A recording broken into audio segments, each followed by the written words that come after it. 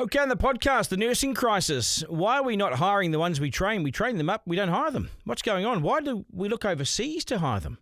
Maurice, Williamson and Ashley Church are my panel and they'll join us shortly. Let's go.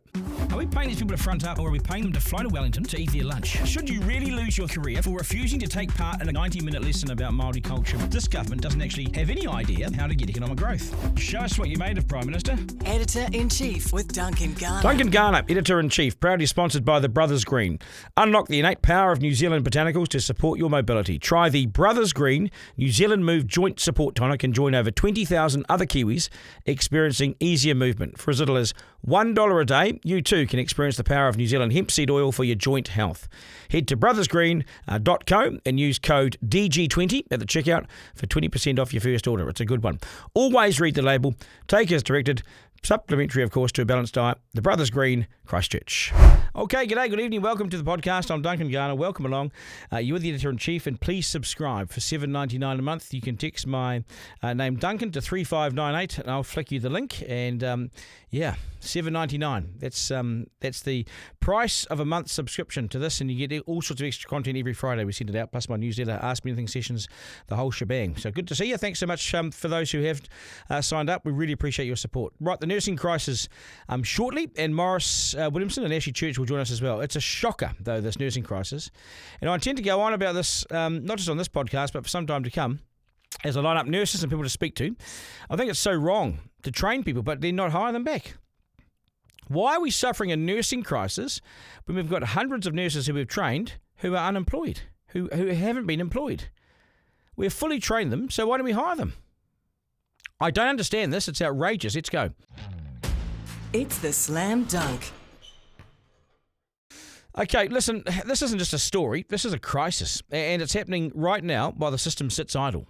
I'm speaking with many young, freshly graduated nurses, and they're frustrated as to why they have to leave New Zealand for a job when we've got shortages of nurses here. Have we frozen their jobs? Yes, and their money. Across New Zealand, hospitals are gasping. Staff shortages are brutal. There are 587 nurses missing per shift on average. That's what the numbers say. Yet hundreds of newly graduated nurses, trained through the chaos of COVID, trained to save lives, can't get jobs here in New Zealand. Why not? It's not because they're unqualified. They're qualified. We've trained them. Not because they're lacking skills. They're skillful.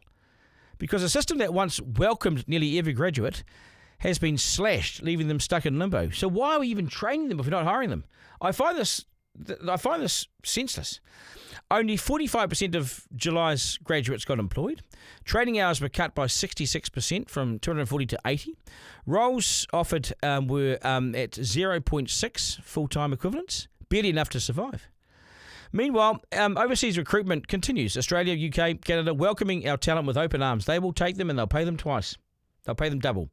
This is more than numbers, though. This is anxiety in a student's eyes. This is depression in their texts at 2 a.m. This is financial stress hitting families in whānau, particularly Māori and Pacifica graduates. Excuse me. Public health is at stake. Workforce sustainability is at risk. Our hospitals are dangerous as a result. A cohort of trained, capable, committed nurses may walk out the door of New Zealand because the system designed to protect them here isn't functioning and it's no longer working because it's not hiring them. And the people are waking up. This petition that's out there, urging to address the crisis facing New Zealand's new graduate nurses, is gaining some serious momentum. The voices are rising, and I intend to do more on this podcast. I intend for this podcast to become a bit of a whistleblower, actually. So the pressure's building. Here's what you can do. Talk to the graduates trapped in the system. We've got to get them out there talking, and so I'll have them on this podcast. I will also talk to the nurses on the front line who are stretched, thinner than ever. Why is that when we have trained up their support nurses to help them, and yet we're not giving them jobs? We're not even offering them jobs, but we are hiring overseas graduates. I'll talk to, in the coming weeks, academics, warning of the long-term damage of this approach. I'll talk to their families, watching their kids' dreams crumble in front of their very eyes, and them leaving New Zealand. This is national news. It has huge policy implications, and it's a ticking time bomb. So the time to act is now, before a generation of nurses leaves New Zealand for good, but they're leaving now. And we could save them if we hired them. So what's going on? Why can't we hire them? Is it because there's a money freeze? You betcha. Have they been honest about it? You bet not. They haven't. So look out for this in the coming days and weeks as we do more on this issue, which I think is at the heart of our health system. We've got plenty of foreign nurses, but what's wrong with ours? We train them, we don't hire them. It is odd. Editor-in-Chief with Duncan Garner. Right, my panel joins me now, Ashley Church and Maurice Williamson. Guys, g'day, welcome. Good afternoon. It's stonking 27 degrees here in Hawke's Bay, guys. Wow. So You got the jacket on. yeah. I have, just for you guys. Yeah. So, yeah. Well, it's been a bit hot in the national. We've both got black T-shirts, and you think wearing a jacket is... Mine's blue. Blue for national, which is where my first question is, okay. Maurice. I want to ask you, I'll kick off with you, Maurice, this time. The so-called coup. I mean, Mike Hosking ended up saying, now tell us about this coup to Christopher Luxon on Monday morning's radio. I mean, you don't want to be asked that after 2 years in the job as Prime Minister. This is not the time to be asking anyone about a coup. If you're being asked about a coup, something's wrong with your leadership, isn't it? Yeah, look, it's been a torrent of polls, one after the other, which shows that they're not making traction with the public, and Luxon is not resonating as a leader. And so there is a whole series of your caucus who are on those marginal seats or their listies, and the panic starts to set in. I just think that in the end there isn't a logical, obvious choice. I think if you went with Nicola Willis and Bishop combination of Bishop leader and Nicholas deputy, that's two Wellington-based MPs. Both of them, one of them is a listie and one of them had been a listie, and so they're not sort of big secured in their electorate. I just think they'll have to weather the storm, and they're going to rely on one thing, which I know they've been relying on, that the economy will turn around and the benefits will flow to the man in the street voter by the time they face the ballot box. Ashley, do you reckon there was anything into this coup rumour? Do you think? Because you have to think about it. You saw Luxon make a bit of ground last week with his KiwiSaver stuff, and then suddenly Erica and Chris pop up during the week. It's all a bit strange. I think in terms of the noise, yes. In terms of the reality of whether something was happening within the caucus, I think no. But look, guys, I'm not the smartest of people, but so I take a while to develop my views on things. But I'm coming to a conclusion on this. There's a book that was written, decades ago, which you guys will remember as a kid, called Green Eggs and Ham. And Green Eggs and Ham was about Sam I Am. And Sam I Am had never tried green eggs and ham, but he wouldn't eat it. He wouldn't eat it in a box, wouldn't eat it with a fox, wouldn't eat it in a tree. You get the picture. Anyway, Doctor, so I've come to the conclusion that, and I'm increasingly of this view, that our view of Luxon is that of Sam I Am toward Green Eggs and Ham, in that we've never really given the poor bugger a chance. So we have developed this view because we're told that that's the trendy view to hold. And I was in that camp. I was in there slagging him on the show over a long period of time. So firstly, I don't believe there's going to be a coup. I think Maurice is absolutely right. I think he's going to be the leader going into the next election. And when I listen to the guy objectively, and I put aside all the media misrepresentation and bias and just listen to him, for example, when I listen to him on Hosking talking, he's actually pretty good. Right. He makes the odd cock up. When he talked about whether or not he would have sacked one of his ministers 6 months ago, that was a little bit of a faux pas. But in general terms, he doesn't sound unlike John Key. So I'm now coming to the view that, and we're going to talk about this a bit later in another topic, I'm now coming to the view that a big chunk of how we feel about this guy has been framed for us by a media that is absolutely determined to do whatever it can to make sure this is a one-term government. And building on that, I reckon that we didn't know. Okay. We didn't know, Maurice. This guy was a first-term Prime Minister. He did one term and then became PM. Never before have we seen it. Okay, I don't agree with Ashley because you need to be able to resonate with the public. When you make a statement, when you are taking a stand, when you're arguing a case, you want people to feel, wow, I like that guy, or I'm not even a party supporter, but I feel that they'll take us somewhere and make it happen. And the problem is Luxon's got a personality about him that is a business type thing.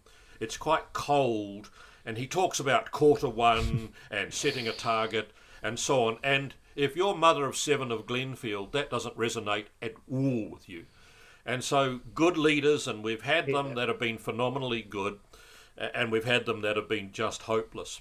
So I've seen them come and go. I still think the greatest Prime Minister we never had was Jim Macleay. I know Jim Macleay well. He was the leader of the National Party only for a year. I just thought he had a brain that was fantastic.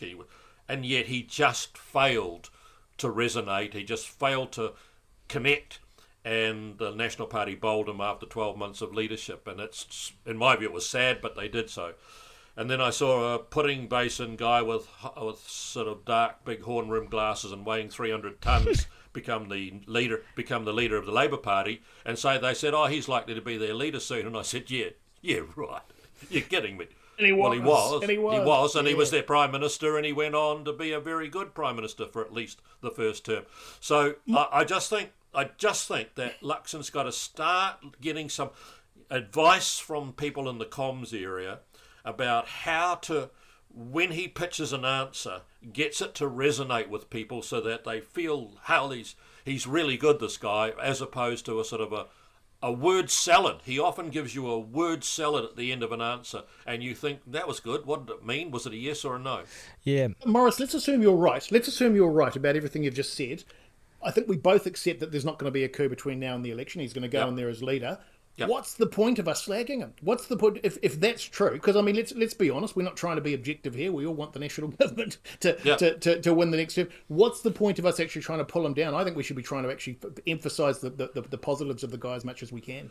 Yeah, but I've said on this program, and I've said it on regular shows elsewhere, my criticism of the Nats and of Luxon in particular is not a criticism to try and bring them down. I know. That is a criticism you'll get from Chris Hipkins and you'll get from the Greens and so on.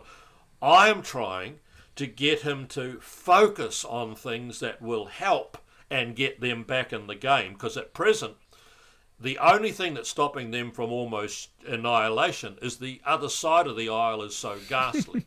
And that's very unusual. It's a very unusual circle. There's normally a reasonable alternative sitting on the other side that could take your votes off you. When you're there because everyone says, well, I can't believe what's going on is bad, but have you taken a look at what's on the alternative side of it? And that's never a good way to win a rugby match. We won because the other side were so bloody Wales, hopeless. that's true actually. That's what happened against Wales. Yeah. But how hard is it for Luxon to be dominant and be commanding and you know, like the KiwiSaver policy, like that's a natural extension. That all makes sense. I mean, and he came across well, and it was all good. Except we're all sort of being a bit cynical about it because we think he needed it. There is an element of that. Just get on with it. But there is an element of that though that either comes naturally to you or it doesn't. I mean, Key had that naturally. He was a showman and he had it in spades. Clark didn't. She developed it, but most people it's not something you can naturally do. You've either got to put it on and be good at putting it on, or it's just part of who you are. It's not part of who Luxon is. It's not his persona. No, but I mean, it's going to have to be because this is presidential style, as we know MMP is. He's going to be up against. I mean, for Hipkins, for all the things we don't like about him, he'll campaign well, and he comes across as boy next door sort of stuff. So Luxon's going to up his game, Maurice. Yeah. And yes, and I'll tell you why I think I'm right. I'll tell you why I think I'm right. And that is... No, I'll tell you why I think I'm right. There should be no way that the Labour, Greens, Tea Party, Maori coalition are even on the scoreboard at present. At any polling going on, people should have said, oh, don't worry about them. They were useless. They wrecked the country. They racked up debt and didn't do anything for it. They ran COVID so badly. They shut the country down and wrecked it, and they wrecked this and so on. So don't even worry about it. But they're not only on the scoreboard, they're actually ahead on the scoreboard on several things. Now, that is something you can't ignore, and you can't deny it. If the real world was out there, you'd say, that bloody last lot of wreckers shouldn't be near it. They are. They're in contention, and I think that's because National has left the gate open for them to come back onto the plane. Yeah, well, Luxon's left that gate open too. Now that gate, I think he's trying to close. And I reckon he probably can, because there's still plenty of runway. He's still got a year. And I think there's green shoots in the economy. Some of the data's starting to look a bit better. Some of the commentary's looking a bit better. So that will help. There's the Auckland CBD rail. That'll open sometime next year. Maurice, you probably know the dates. So there'll be some activity coming on. And so he can leverage off that. And then you can say you're going to put it all at risk because of... And I'd actually add one more thing to this. Māori and the independents and the Greens and Labour. So there's about 4-party coalition now. So, just wind it up. And he did that on Monday. He started to talk about, Ashley, he started to talk about the coalition of the left. Oh, right, the Hydra. I remember Key used to talk about the Hydra, and they're absolutely right. The scary monster, the sort of beast of Revelation type thing that was going to come up and consume us all. But I come back, and I know we're dealing with it again in a couple of moments. I come back to the fact that against that, you've got a media that is determined to play that down and to play up.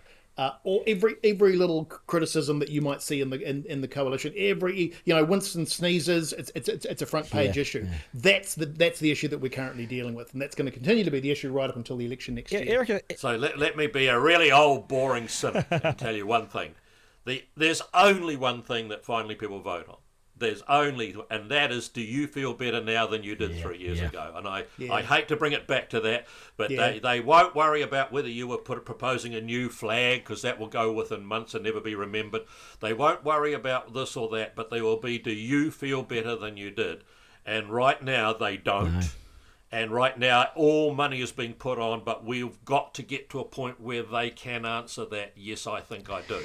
That media comment you made just before, Ashley, Erica Stanford yesterday put out some results. So these guys who were struggling in maths, they went into a 12-week intensive course, and they then, at the end of that 12 weeks, they were a year ahead of where they were at the start of that 12-week course. This astonishing work.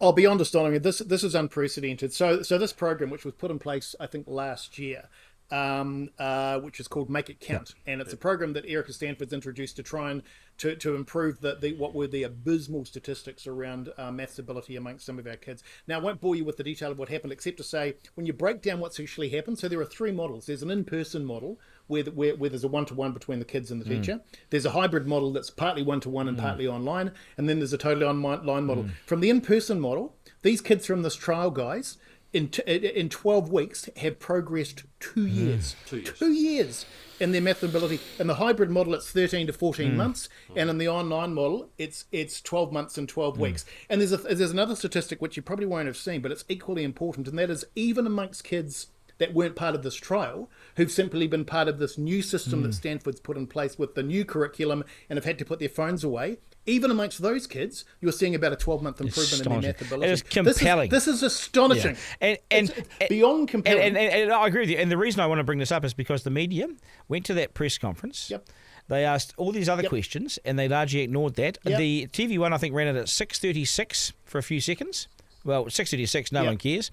And the media ignored it. This has been one of the perennial issues in New Zealand schools for decades now, is our declining maths ability. She's turned it around in 2 years, and the media was disinterested. I reckon that's shit, and that's shameful. Maurice? Oh, look, I couldn't agree with you guys more. Fantastic work. I mean, Erica is the rock star in that whole team of them. And actually delivers outcomes. It should have been emblazoned as the lead story on the news at night. It should have been all the major channels having Erica on to discuss those outcomes. The in-person 2 years lift from that program just says you can actually make a difference to a kid's outcome. I'm embarrassed. The 12 months just... I'm embarrassed. Yeah. The media is embarrassing. I talked about this a couple of weeks ago, guys. Outstanding. So if you ever wanted a reason to hate the mainstream media, it just keeps getting piled on. Look, if there was a fly on a kid's lunch, it'd be the front page news. It'd be on TV1. It'd be the first story off the rank. If there was a uniform being imposed on kids, if there was a change to the sex education rules, that stuff's everywhere. Something like this, where there's actually some achievement. These guys, and I'm sorry to say, these guys are scumbags. These guys are scumbags. If this is editorial policy, these guys. I'm part of the media. I'm with you, Ashley. I put this on the agenda. Okay. I'm embarrassed to call them media. Just think back to how many lead stories on the 6 o'clock news showed the lunches and whether there was enough vegetable in the lunch and whether it was warm enough and whether the kids didn't like the fact that it had beans in it or something. Bastards. And I kept thinking, this has got to be our lead news story. It cannot be. And yet this is outstanding. in terms of achievement, and we're a real pointer where we've got to go with the whole of our education system to be back into being a world class and going for it, and it doesn't even rattle the leaves on the trees for most of the I spent 6 hours the other day at a meeting of our Board of Trustees. I'm on the Board of Trustees at Mount Albert Grammar, and some of our biggest issues were attendance, because that relates to performance and the performance of our boys, and especially in maths. And we spent hours on this, and that woman's turned it around, and it deserved coverage. By the way, this Make It Count program, has been tried in other countries in the OECD. Our results in New Zealand are right at the top end. So it's not just good, it's spectacular. But it shows what the great thing about this minister is that she came up with a plan, she implemented it, and then gave us the results. Not within 3 years, within 2, Maurice. Within 2. How hard is that? She's got a visiting minister, I think it's from Estonia. Am I right? Who backed her? Yeah. And that woman was just so good. I listened to her this morning, and again, talking about the matters that count and how we measure it, and not the sort of, we're all trying hard and we all want everybody to be working together and with the wind on their face and doing kumbaya. Absolute outcomes are being achieved with this stuff, and we should be just so quickly that we've got a minister doing it. But this shows up. So many other ministers. I don't know, Maurice, you've been there, and we haven't. Actually, no, I haven't been. But it's really hard as a minister to get results, isn't it? To actually get a program, and to actually be able to report back so quickly with the evidence, Ashley, that it's working. I think she's a bloody. I don't want to go on about it too much, but what an incredible minister. Yep. But the evidence is an embarrassment to the media. It's an embarrassment because it doesn't fit the narrative. The narratives are all around this collective, state control stuff from Wellington, Treaty of Waitangi, all the stuff that they've been trying to impose on our kids and use them as experiment. Yeah. Totally against real achievement in such a short space of time. This should be celebrated. This should be an example. The rest is flaky nonsense. The rest is a barrier to education. Yeah, completely. I totally agree. Now, is Maurice still going to be under Bishop's plan? Would Maurice still be around? Maurice, would you still be around? Are they getting rid of local councils or just regional councillors? What's happening there? Well, we are a unitary council. You see, Auckland doesn't have a regional council. That's right. We are both. We are literally one of the first to go off the rag, where we don't have. There used to be an Auckland Regional Council, and there were about 8. There was a North Shore City Council, Waitakere City Council, Manukau, and the whole of that amalgamation brought us into being one unitary council. We don't have a regional council, so I've still got a job. Yeah, you have. And you just got voted back. So, but I think Super City works. I think, you get your head around it finally, and it's more efficient, isn't it?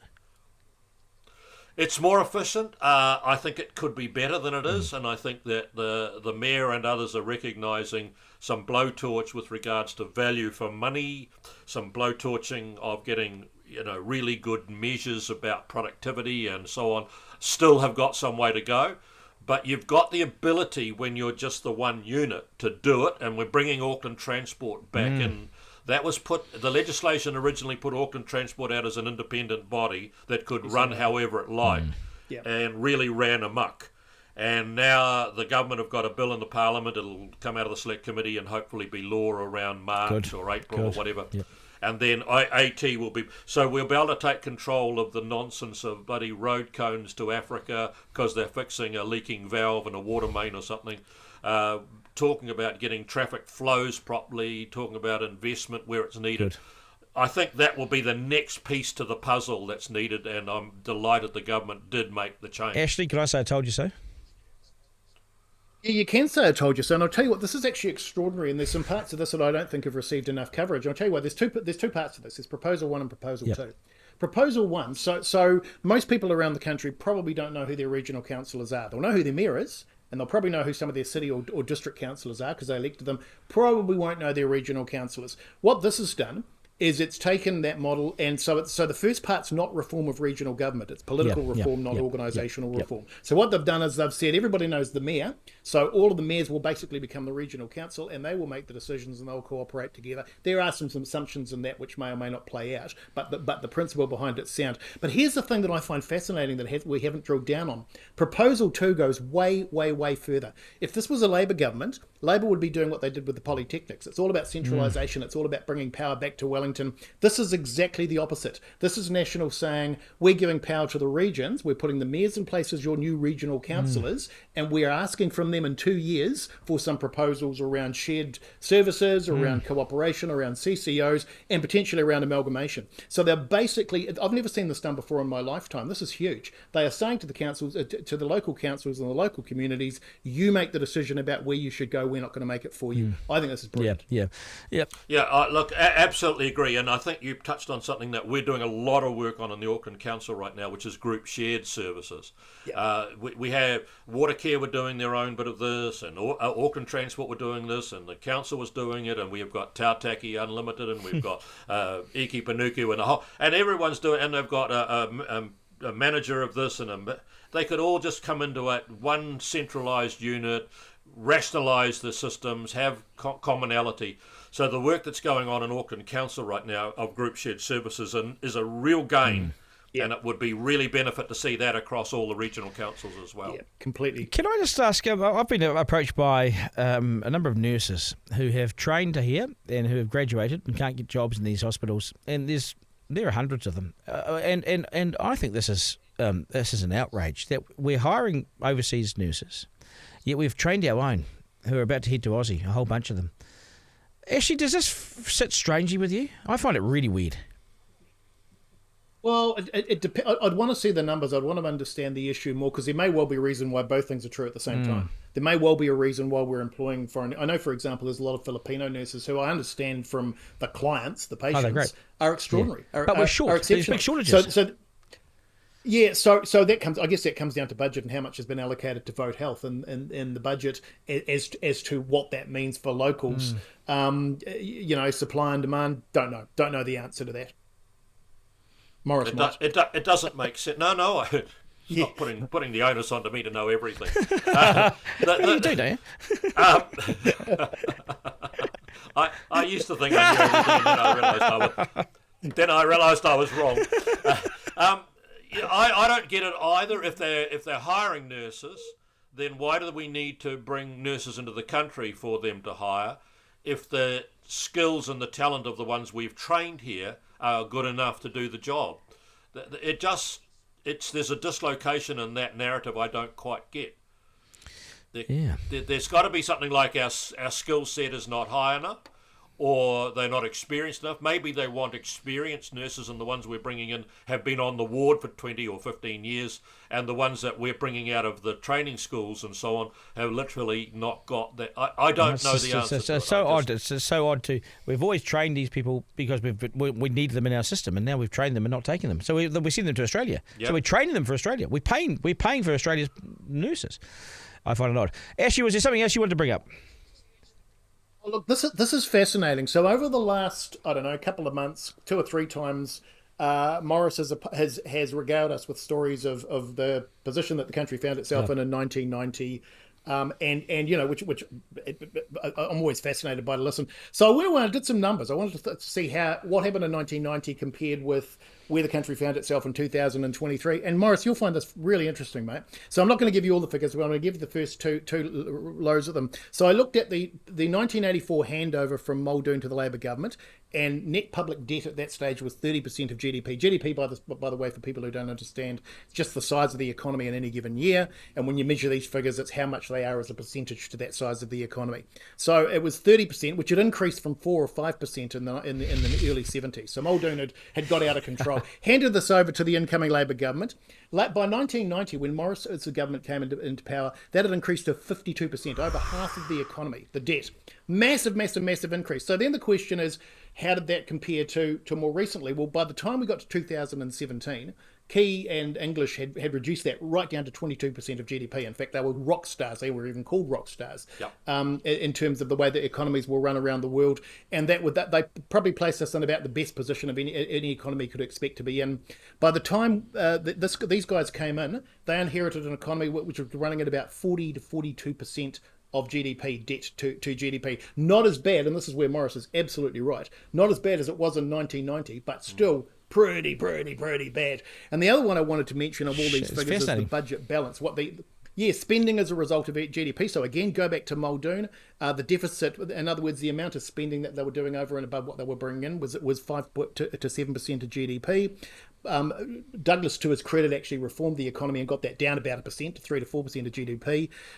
By the time, and here's where it gets really interesting, English handed over a surplus. By the time Labor came into power in 2017, not only was there not a deficit, there was actually money left over after they'd spent on the things that the government required. By the time these guys came back in, it was about 2 to 3% of GDP. Now, the reason I mention that, and there's a whole lot of other stuff, firstly, Maurice, it just gives me a real appreciation of what you guys actually had to face in 1990 when put against that, because it was worse than what this government have received. But secondly, the position we find ourselves in now is entirely, not just a little bit, is entirely the result of the maniacs who ran the economy prior to this government. Yep. And we've got people now saying, we will fix that, we'll get rid of these guys, we'll get it by bringing those lunatics in for another term. It stuns me. I put the Reserve Bank in the mix there as well. You got to put the Reserve Bank in there as well because they engineered the recession. Sure. But the hand over fist, Robertson was saying that none of his spending was inflationary. What a load of shit. Yeah. Hey, by the way, and I meant to mention too, the other person I should mention in there is Michael Cullen, who was the Minister of Finance under the Clark government. He had a pretty steady hand as well. A very steady hand. Yeah, very steady. Yeah. Cullen was I'll tell a quick story. By the time Cullen and Labour were on their way out, we went to Christchurch after the budget for one of those lunches to film it. He got 16 people paying people to turn up, basically the Labour Party people. He was so unpopular by the end of it all. And I thought it was a bit unfair because I actually found Cullen quite a brilliant mind and a pretty good finance minister. He set up legacy projects, KiwiSaver, the New Zealand Super Fund, all sorts of things. And so I know he's dead now, but I think he was pretty good, Maurice. Yeah. Oh, I agree. I knew the guy well. And the razor wit that he had a phenomenal wit and his sharpest mind.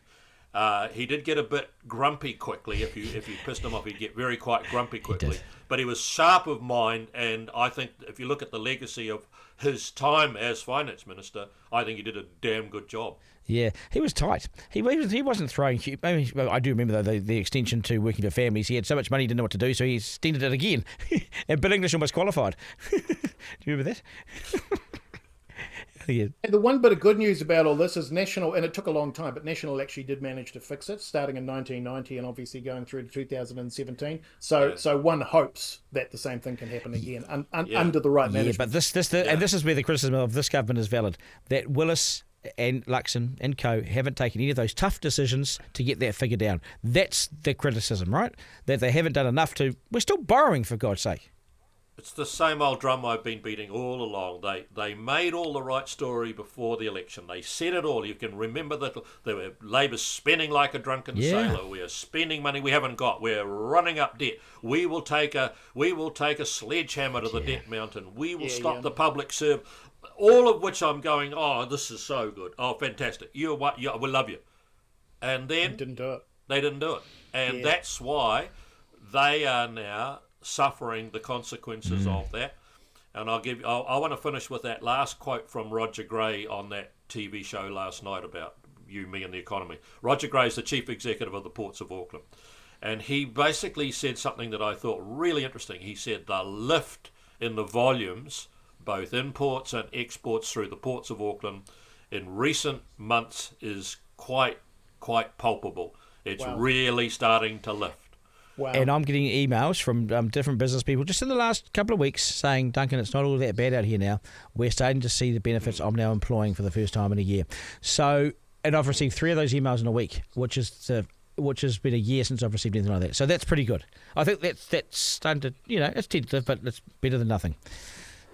It's very good, but the runway is very short to get to the delivering at the end where it matters to voters. No voter will go to the poll. Mother of 7 of Glenfield ain't going to go to the polls and say, oh, Roger Gray at the port says there's more containers or something, so I'm okay with that. But Mother of 7, if she knows it's not costing her as much for this, their income in the household is better, their mortgages, whatever, that's what will resonate with them. And I think that they're really going to have a tightly run race to the finish line to see those happening. And people saying, I actually feel better now than I did 3 years ago. I'm going to put you both on the spot before we go, because the last question. If Winston says to Labour, put a new leader in, I'll go with you. On the spot, who's the new leader? If they have to roll Hipkins during the coalition negotiations and put someone else in, who is it? McNulty, maybe. He's the only alternative, sure. I think so. Yeah, that was my answer too. He's the only. He's reasonably articulate. Yeah. He's quite clear when he speaks. He's got that real shucks type I'm a Kiwi bloke about him that people quite like. He's not full of airs and graces or whatever. I think if you had a new leadership in the Labour Party, if it wasn't McNulty, I can't see anything else in there that could even think of It's being. not Barbara Edmonds. By the way, which by the way is why Hipkins is still the leader. Yeah. There's no other reason. We don't have to talk about it. Editor-in-Chief with Duncan Garner. Okay, folks, that is us. Thanks so much for joining us today. Remember, you can subscribe for $7.99 a month. $7.99 a month. It's cheap, isn't it? 3598. You text my name, Duncan, to that number, and I'll send you a link. And that's for you to sign up, and you become part of the movement, part of Team Duncan. We really appreciate it. You'll get all the subscriber content for that $7.99 a month. We really appreciate your support. Thank you for keeping us here. And thank you, of course, to the Brothers Green for their huge partnership and all their support of the podcast. Much appreciated, guys. Okay. Life is no dress rehearsal. There's no second coming. This is it. We live in one of the best places on earth. So get out, make the most of it, and enjoy it. Thanks so much for supporting the podcast this week, and we'll catch you Monday. Cheers. Editor-in-Chief with Duncan Garner. Thanks for listening to this episode of Duncan Garner, Editor-in-Chief, sponsored by the Brothers Green. Feed your gut what it needs. Digest Gut Health Protein Powder. I use it myself. It supports natural digestion and gut health. Made with premium Canterbury-grown hemp powder and a unique blend of active kiwifruit enzyme powder and kiwifruit skin extract, offering natural prebiotics and a nutrient-rich profile to complement a balanced lifestyle. Always read the label. Take as directed. Supplementary, of course, to a balanced diet. The Brothers Green, Christchurch.